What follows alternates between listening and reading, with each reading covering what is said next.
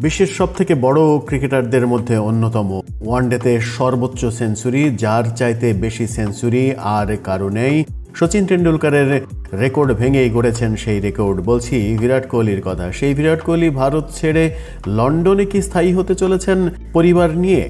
আন্তর্জাতিক টি-20 থেকে অবসর নেয়ার পর বিভিন্ন গুঞ্জনের মুখে পড়েছিলেন বিরাট কোহলি।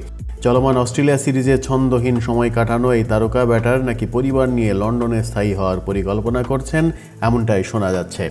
বিষয়টি প্রকাশ করেছে তার শৈশবের কোচ রাজকুমার শর্মা। এক সাক্ষাৎকারে রাজকুমার বলেছেন, বিরাট ও আনুষ্কার সন্তানদের নিয়ে লন্ডনে স্থায়ী হওয়ার পরিকল্পনা করছে। পরিবারকে সময় দেওয়াই কোহলির অগ্রাধিকার। তবে রাজকুমার বিশ্বাস করেন, ক্রিকেটে এখনও অনেক কিছু দেওয়ার বাকি রয়েছে বিরাট কোহলির।